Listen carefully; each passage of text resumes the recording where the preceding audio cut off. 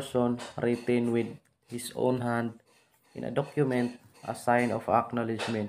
So, ang signature daw is ginasulat daw sa ah, individual person para maghatag of acknowledgement sa isa ka document or nagpamatuod nga ah, siya ang nagpirma ana, which is ginagamit nato para ah, pirmahan ang mga, for example is kanang tagaan ka og sa atong pag logbook meeting, which is nagagamit nato ang signature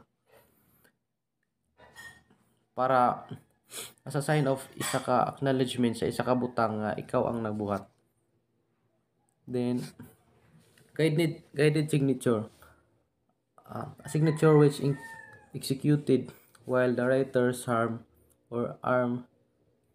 steadied in any way in classified as a guide or assisted signature.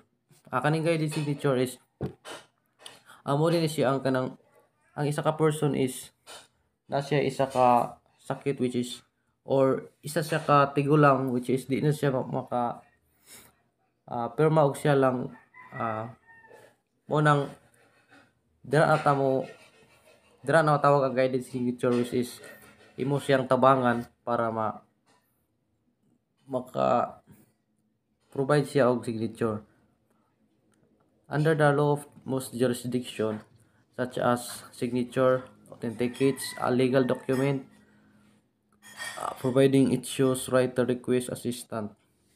Under daw sa atong law jurisdiction, ang signature daw maka-authenticate sa isa ka document, which is mag-provide sa isa ka mag-provide og isa ka signature sa isa ka writer nga assistant, which is ang mga capable lang ana siya is mga expert. Guided signature is most commonly written during a serious illness or an deathbed. Ang guided signature mo na akong giingon nga gamit lang siya pag ang isa ka person is dili na capable nga mag provide og iyang signature, which is kailangan niya og tabang para maka-provide siya signature. Then types of signature, natay tulo ka klase nga signature, which is ang formal or incomplete signature. Formal or incomplete signature is used in signing very important document. Ang formal signature is ginagamit nato siya para mag-sign sa mga importante nga document, which is kanang for example kanang importante nga mga meeting, which is kailangan og mag-provide og genuine nga signature nga formal siya. Then diri sa informal signature, informal or cursory, which is used for routine document. Kadalasan ani, which is kanang ginagamit lang siya pang resibo, which is dili na kay siya dili na nga niya ginabuhat magresibo or kanang mag attendance kana mag checking, which is ginagamit na matag adlaw nga mga signature pag sign og document. Then careless credible, used for not so important documents such as delivery mail or receive. Ang kanideng careless or credible nga signature, which is ginagamit din siya katong akong example nga sa mga resibo, which is kana magpalit ka sa mercury drug, which is tagaan kag resibo, kanang mga resibo sa mga hardware, which is mo na siyang careless credible nga signature, used for very not important document. Then classes of forged signature, simulated signature, freehand signature, Ang simulated signature day mo ni siyang ginasundog nga mga signature sa isa ka person gina-practice para ma masundog niya ang mga outline sa isa ka original nga signature para magamit niya pag forge. Nay duha ka klase sa simulated signature, which is ang direct technique, forger works direct with ink. Ang maong person ang mag-practice ani is kanang largo gid siya ballpen, direct siya nga sundugon morning direct direct directly with ink. Din sa indirect techniques pod, ang forger dere is first is una siya mag gamit sundugon niya ang signature iyang i-simulate pamaagi sa pencil.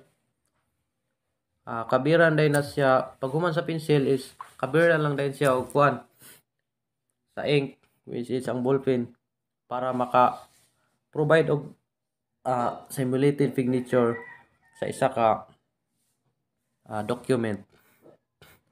Then simulated freehand signature, forgery.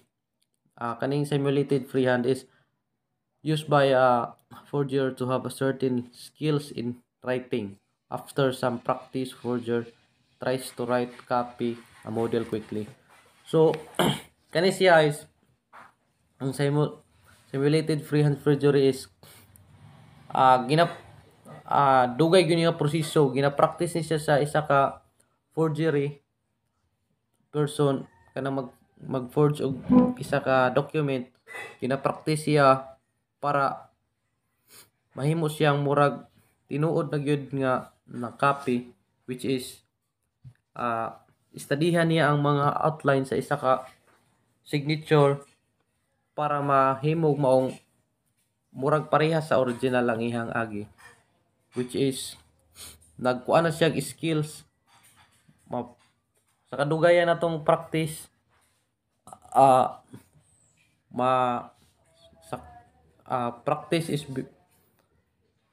Practice makes better. So kadugayan natong practice ma-uptake ang atong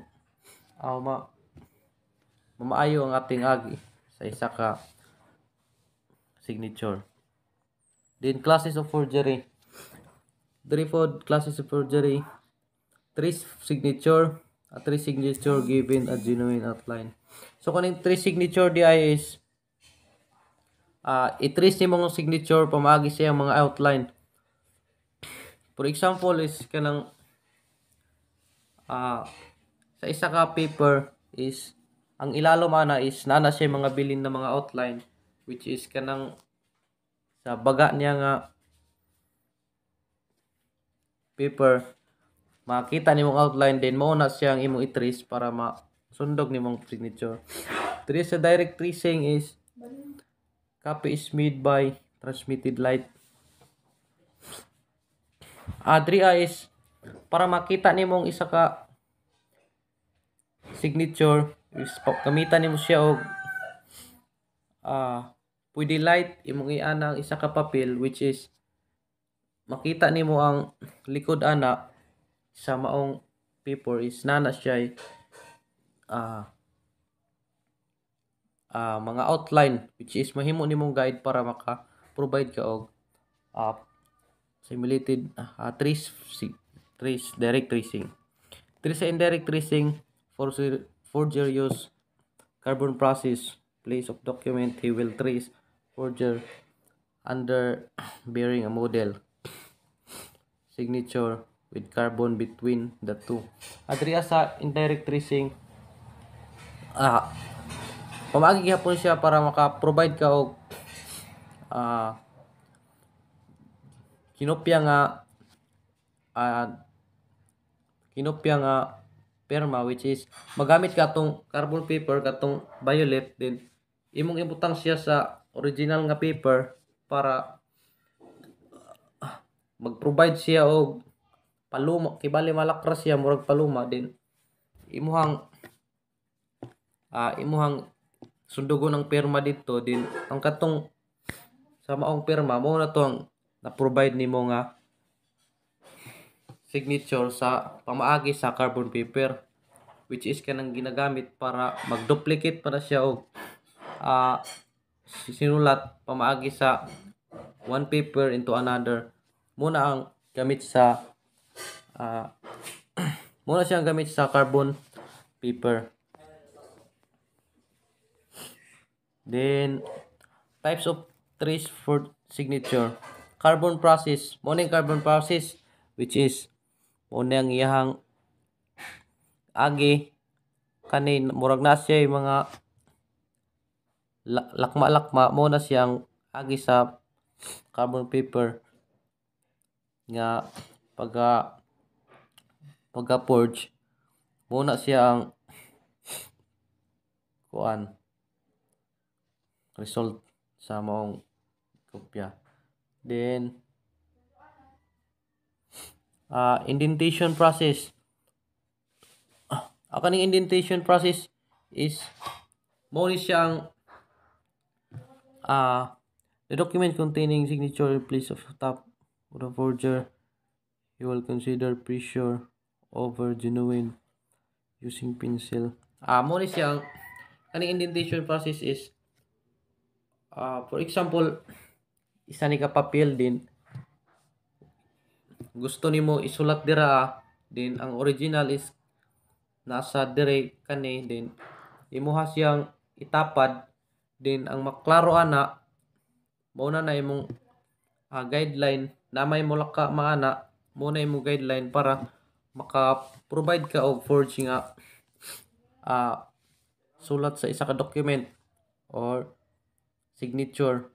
Mo ni ang process indentation process, itapad lang nimo na siya ang nipis nga papel, din dito din sa imong gusto sundugon, din makita na nimo ang result sa imong which is mao ni siya ang agi. Then sa types of trace forger signature is use of transmitted light.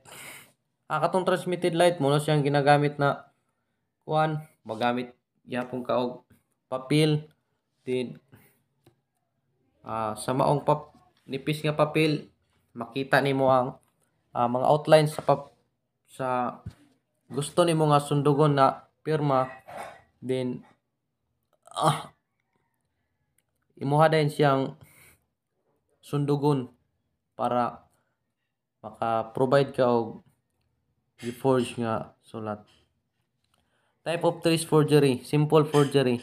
Simple forgery. Forger does not try copy a model, but writes with same symbol will ordinary call a signature. This yours false name makes rapid stroke. Use writing adapted camouflage called disguise. So kani simple forgery is mo na siyang nag-copy ka og isa ka signature, which is wala kakabalos ang pirma, imuha siyang gibuhat-buhatan. For example, magbuhat ka og pirma sa lain nga tawo nga lahi nga binuhat na ako nga pangalan, tapos buhatan ra nako siya og pirma nga ako lang, which is dili nako siya, wala na ako gi-copy, pero disguise nako, gi-disguise nako ang maong mali nga pangalan. Then diri sa indication of forgery, simulated and traced is tremulous broken connected stroke between letters indicating points at which temporally struck. Mo ni siya din no redeem, walay pagka, ang redeem niya is dili pagka sunod-sunod, which is makita nimo nga kinopya gyud siya. Din careless or unusual care, murag na ipagkataha, careless siya mo kuan musulat kay kinapya ra man ang maong document. Then no contracts between upward or downwards, so magpataka ra siya og taas